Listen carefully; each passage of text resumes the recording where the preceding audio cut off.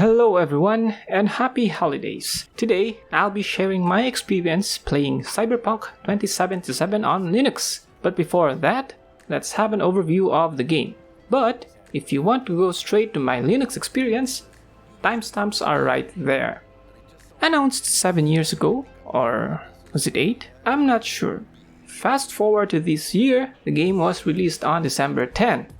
And since this is 2020, where everything seems to be getting worse and worse by the day, Cyberpunk 2077 got the 2020 treatment. Well, kidding aside, this wasn't fault of the pandemic. It was the fault of overpromising and under-delivering. Cyberpunk 2077 is an open-world first-person role-playing game from the guys who made the Witcher games, CD Projekt Red. The game has this massively beautiful megapolis filled with neon lights called the Night City. It offers an interesting story, but a really short one. The first-person aspect of the game makes it more immersive, and the role-playing part? Well, it's kinda lackluster. Really, don't get me wrong. Mashes RPG mechanics from some games and rolled it into one, but did it half-baked.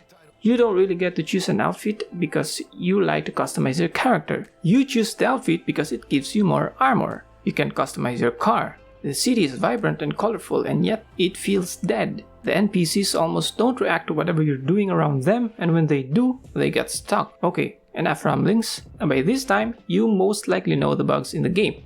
The story though, I know it's not that groundbreaking, but it's good. This is what kept me going actually, and add the tons of side quests on that, you'll be having hours and hours of playtime. I don't have to stress this enough that the game is graphically beautiful and demanding. The gunfights are satisfying, driving is okay, the music is great, it amplifies the emotion to the current scene, adds tension and thrill. And of course, the voice acting. I know Keanu doesn't have the greatest voice acting performance here or ever, but I'm happy that they didn't make him just a poster boy for the game and actually gave him more exposure. You'll be seeing him a lot in the main storyline. Overall, it's an amazing game. It was a good decision from the developers to make this one in first person for maximum immersion because of how beautifully crafted the game world is. But the immersion gets immediately thrown out the window once graphical glitches appear. If you can ignore the bugs, you can move along and enjoy the game.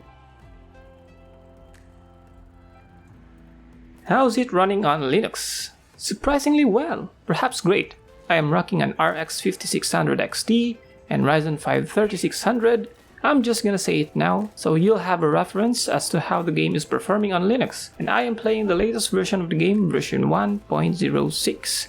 On December 10, I was just watching some streamers playing the game. Pewds, Shroud, Xfce. Remember, when you're a Linux gamer, you can't pre-order or even buy a game on release date. You have to wait for days or even months to see if the game that you want to play actually runs on Linux. But then, by evening, I saw a Reddit post on linuxgaming that a new Proton version got released. It supports Cyberpunk 2077. I was in the process of saving up for the game because I thought it won't be running on Linux for at least a couple of months. But no, the people who work on Proton pulled this off. First day support for a AAA game with Proton? That's awesome work from the developers. And yes, there's a catch. In fact, there are two catches. One for Nvidia and one for AMD. If you have an Nvidia card, your performance will suck. Otherwise, if you have an AMD card, performance will be good, but you need the latest Mesa drivers for that. Playing the game was smooth enough that I am currently at my 25th hour of playtime and counting. I can easily get 60 FPS during gunfights, but dips down to 40 to 50 FPS when I'm in the city. Setting the game on high doesn't really give much noticeable differences, graphically speaking, than medium. Having it on low gives me an FPS boost, but the difference between medium is huge. Since I can get 60 on customized medium settings, I was okay with it. I can't pinpoint which bugs I encountered are exclusive to Linux because of the number of bugs found in the game. The usual graphical glitches, floating objects, NPCs spawning out of nowhere, police officers spawning at your back, and more. There's a lot in there. The first thing I noticed was the grainy surfaces. Even turning off film grain from the settings. Alt-tabbing doesn't work on Linux either. It gets stuck and you can't do anything on your desktop if you ever do it. I did it a couple of times by accident, and all I did was fire up a terminal. Sometimes though, the terminal won't come in front of all the other windows, so I fired up TTY. That's Ctrl Alt F5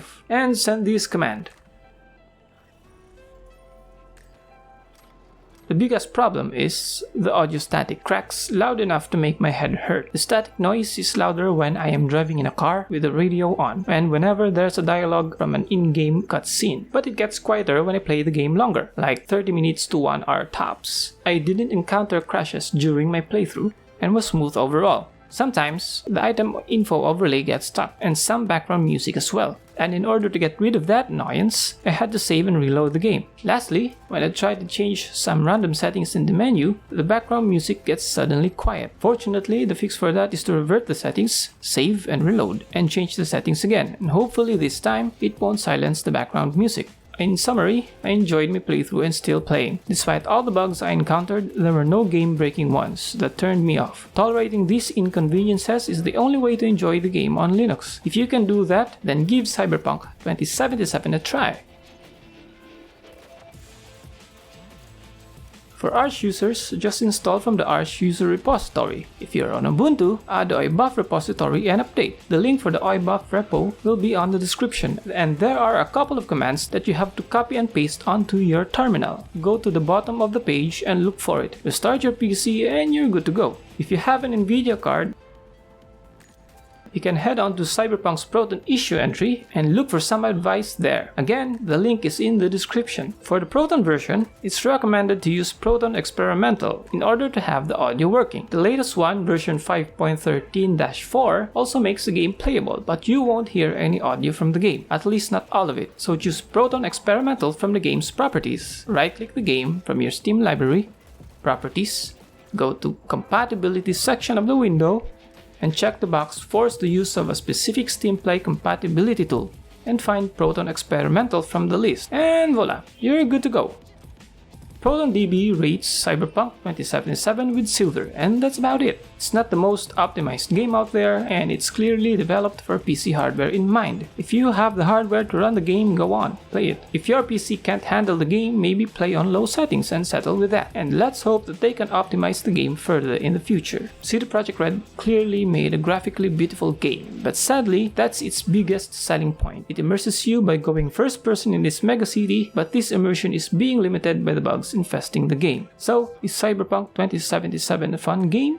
Yes, very much so. Do I plan to play it again? Maybe some other time. After at least 90% of the bugs are fixed and more things are added into the game, I'll play it again, yeah. Hopefully in New Game Plus mode this time. If you liked the video, give it a thumbs up, subscribe for more Linux gaming content, comment if you have any thoughts, questions, and suggestions. You can also hit that bell icon to be notified when a new video is up. Anyway, that's all for now. Have a good day to all of you out there, and stay safe.